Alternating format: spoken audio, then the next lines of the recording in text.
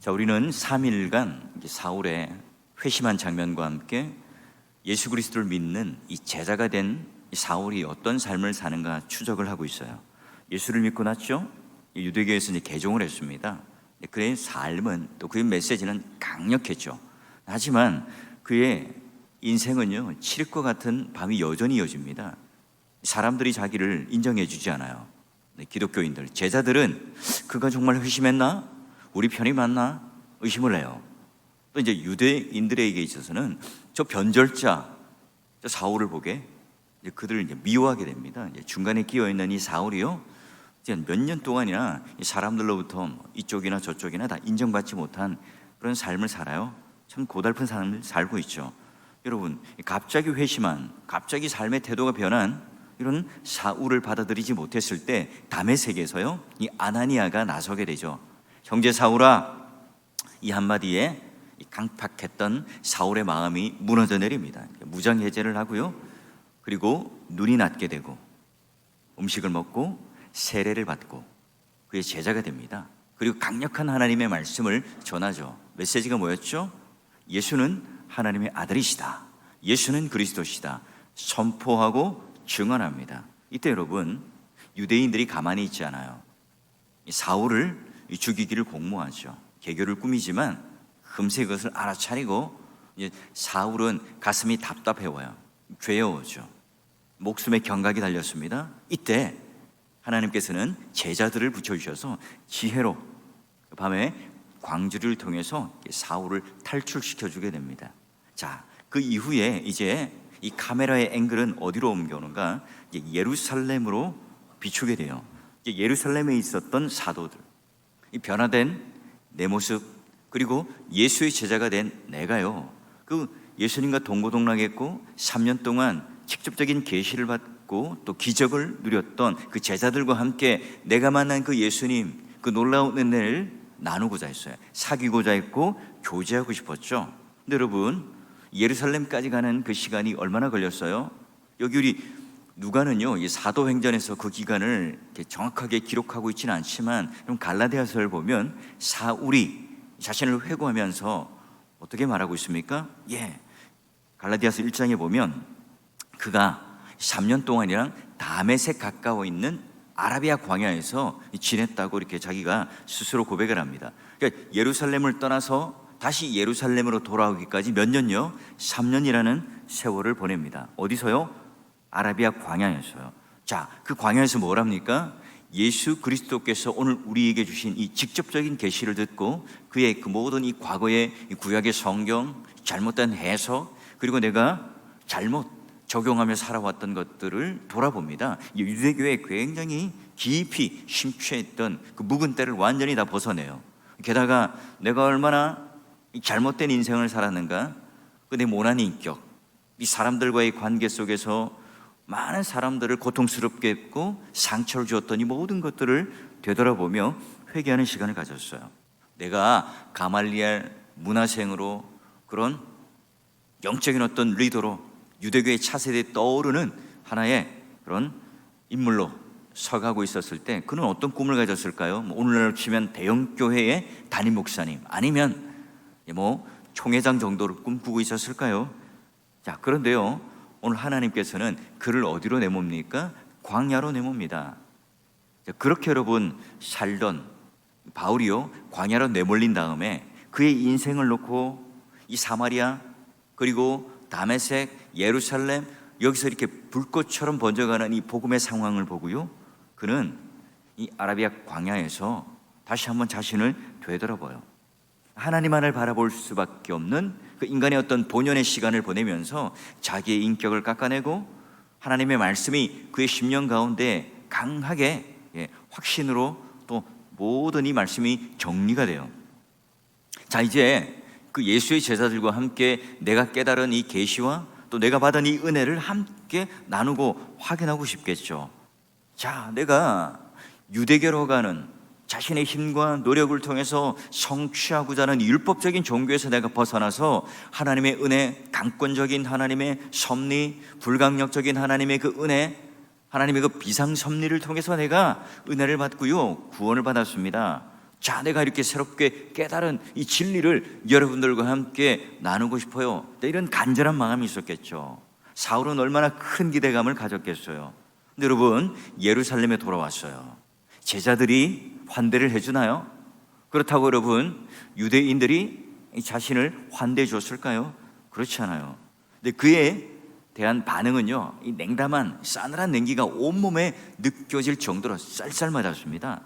자, 누가는요, 성경에 이렇게 재밌게 표현합니다. 다 두려워하더라. 그가 제자됨을 믿지 않았더라. 그의 회심을 믿지 못하고 다 두려워하였더라. 그들의 내면을 아주 정확하게 묘사를 합니다. 왜 그럴까요? 그가 얼마나 예루살렘에 있을 때 극악무도한 짓을 했는가 기억이 선명합니다. 그리고요, 그가 마지막 떠나기 전에 스데반의 그 순교의 현장 속에서 팔짱을 끼고 또 그의 옷을 딱 쥐고 표독스러운 눈빛으로 그 현장을 목격하고 있었던 것을, 그리고 그 스데반이 돌에 맞아 피가 막 철철 흐르는 그런 처참한 광경 속에 죽어가는데 오히려 희열을 느끼고 행복한 표정을 짓고 있던 이 사울의 모습을요, 결코 잊지 못하기 때문에 그래요. 자, 하나님께서는 이 다메섹 신앙 공동체로 받아들여질 때 누구를 보내세요? 이 아나니아를 보내어서 바로 다메섹 제자들과 사울이 잇대어지도록 해요. 예루살렘에 와서 이 제자들과 함께 그 공동체, 그 교회 속으로 들어올 수 있도록 하나님께서는 또 누구를 보내나요? 바나바를 보냅니다. 바나바가 누군가요? 오늘 9장 27절을 한번 볼까요? 자, 바나바가 사도들을 데리고 가요. 그가 길에서 어떻게 주를 보았는지, 주께서 그에게 말씀하신 일이 무엇인지, 또 다메섹에서 어떻게 그가 예수 그리스도의 이름을 강력하게 담대하게 전파했는가를 자세하게 제자들에게 설명을 해줍니다. 여러분, 바나바가 누구예요? 성령 충만한 사람이었고 그 가운데 지도자였고 자신의 모든 재산을 다 내어서 그 모든 가난한 사람들을 돕는데 교회에 헌신한 사람입니다. 이 공동체로부터 신뢰를 받았고요, 또 그 스스로가 막 권위를 세운 것이 아니라 사람들이 바울에게 권위를 인정해 줍니다. 그래서 권위의 바나바, 위로의 바나바라고 하는 이 별명을, 닉네임을 가졌잖아요. 바나바가 이제 사울을 사도들에게 딱 데려가서요, 설득시키고 그들에게 용납할 수 있도록 받아들이게 합니다. 두려움에 사로잡혔던 이 제자들, 이 사울에 대해서 전혀 여러분 받아들일 마음이 없었던 이 강팍한 이 마음을 누구를 바나바가요, 바로 회심했던 것, 그의 메시지, 그의 태도, 그 변화된 삶을 잘 설명해 주고요, 그와 함께 이 제자들이 사귈 수 있도록, 교제할 수 있도록, 연합될 수 있도록 설득을 해요. 여러분, 이 제자들이 지금 현재 주님의 사역자로, 선지자로 또는 사도로, 제자로 활동할 수 있는 건 뭐죠? 그들이 그만큼 그런 자격이 있어서가 아니잖아요. 오직 예수 그리스도의 은혜의 능력에 근간했다는 이 사실을, 바로 이 사울도 마찬가지다. 바로 하나님께서 직접 그를 은혜 가운데 부르셔서 우리와 함께 한 몸된 교회 공동체로 이루고자 한다. 이걸 지금 그들에게 깨우치고요, 설득하게 됩니다. 그래요, 이제 바나바의 도움으로 이 제자들로 이제 한 몸된 사울이 이제 함께 이 교회 생활, 제자들의 공동체 속에 쏙 들어옵니다. 여러분, 바나바가 이 제자들을 설득을 할 수 있었던 이유가 뭘까요? 사울이 진정한 회심, 회개, 변화된 태도, 삶이 있었기 때문에 그렇죠. 그가 내가 하나님 잘못했어요, 회개 기도만 끝난 것이 아니라 그의 정체성, 그의 우선순위가 바뀌는, 그런 자리가 바뀌는 신분의 변화가 있는 분명한 태도가 있었고요, 그리고 뭐가 있어요?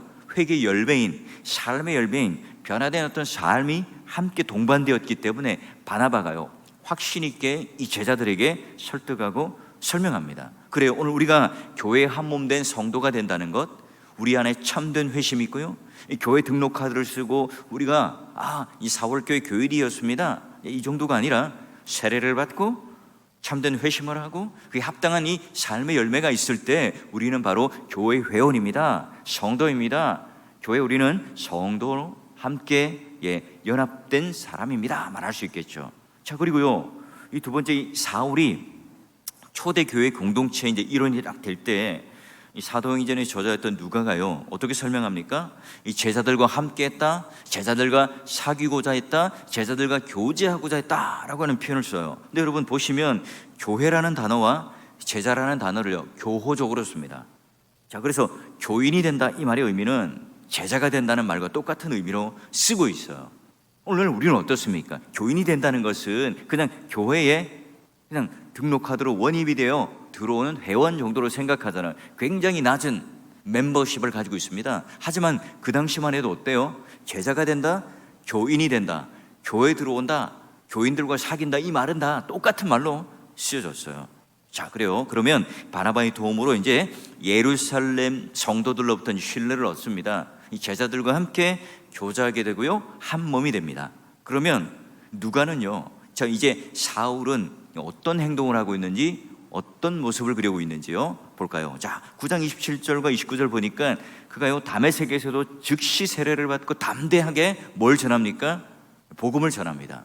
또 29절도 보니까 똑같이 예루살렘의 제자들과 함께 관계가 형성되고 그들과 함께 서로가 화목되고 난 뒤에 담대히 예수 그리스도의 이름을 전파합니다.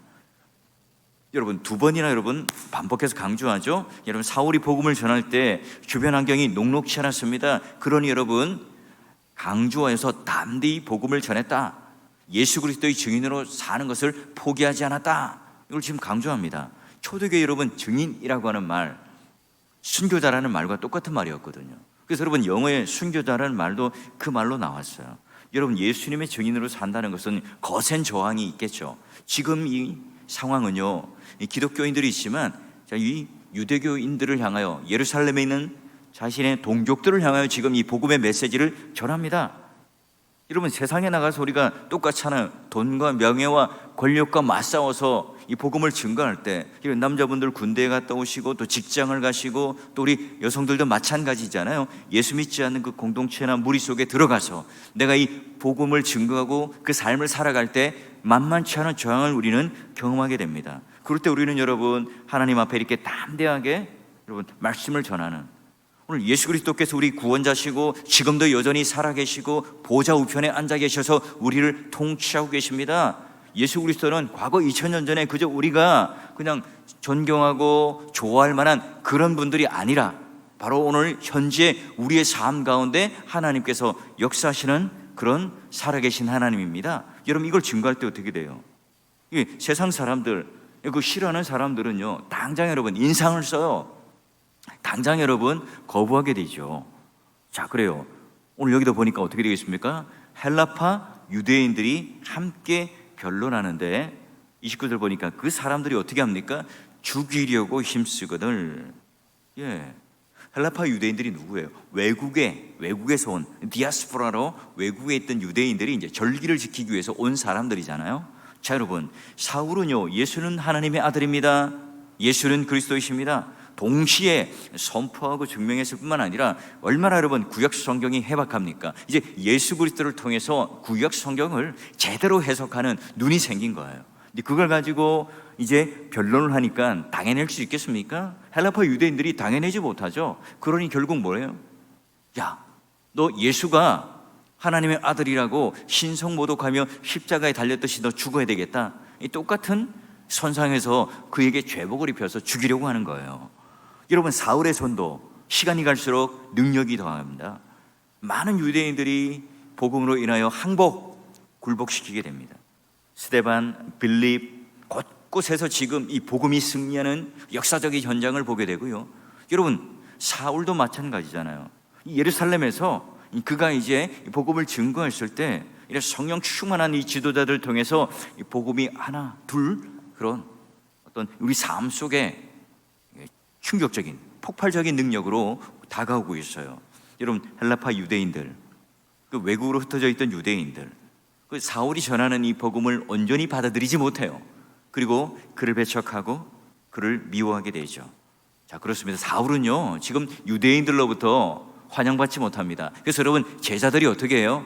야, 사울아, 야, 네가 여기 계속 있으면 그들이 손에 의해서 죽을 수밖에 없으니까 또 고향으로 또 돌려보내게 되죠. 여러분, 우리 인간의 눈에 볼 때 사울이 성공한 거예요, 실패한 거예요? 실패한 것처럼 보이잖아요. 그는 지금 복음을 증거했지만 그 복음의 능력이 더 확실하게 능력 있게 제압하지 못하고 마치 지금 그의 죽음의 위협 때문에 고향으로 피신해 있는 것 아닙니까? 예.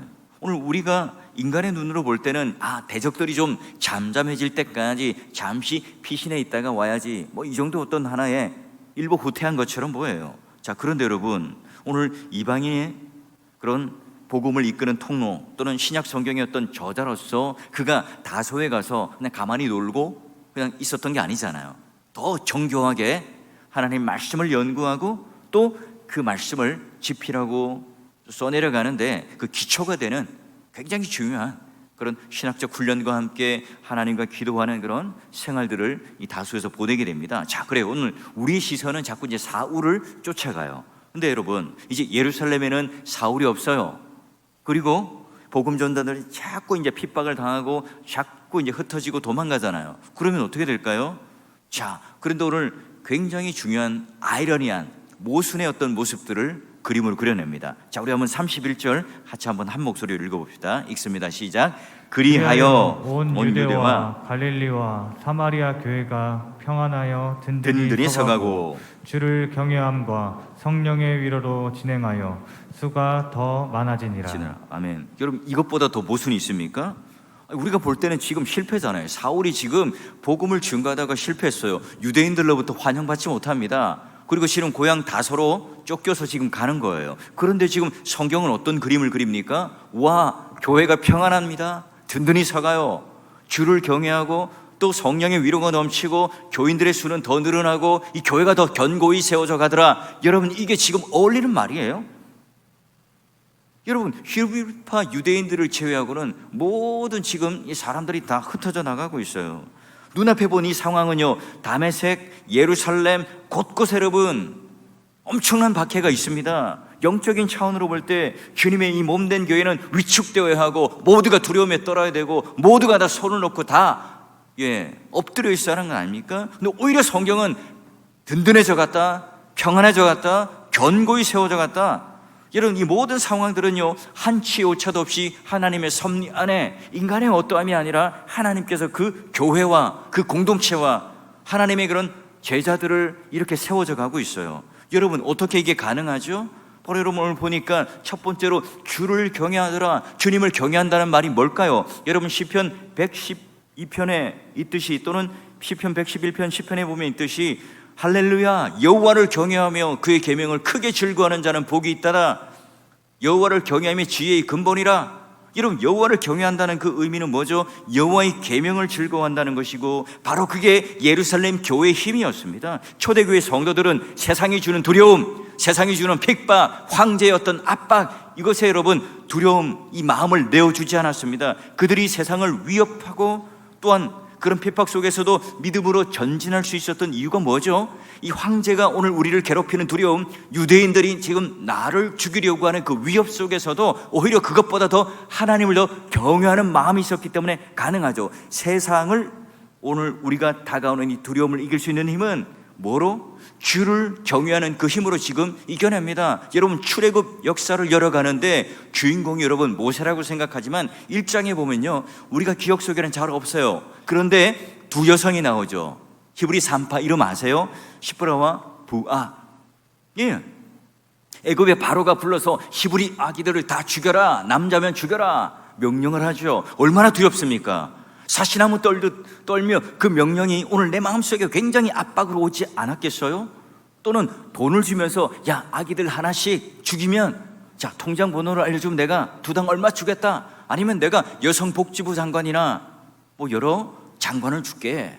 그런 유혹이 없었을까요? 자, 그런데 이 히브리 두 산파는 어떻게 합니까? 성경에 정확하게 기록합니다.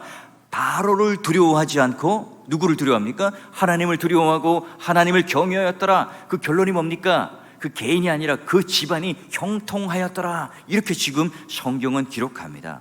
마찬가지죠. 오늘 우리가 인생을 살아가며 우리 모두는 다 염려 속에 있고요, 두려움 속에 살아갑니다. 없는 사람이 누가 있겠어요? 이것 자체가 오늘 우리들에게 믿음이 없는 게 아니라 그것을 뛰어넘는, 그것을 압도하는 하나님을 경외하는 마음이 오늘 우리 가운데 있을 때 바로 어떻게 됩니까?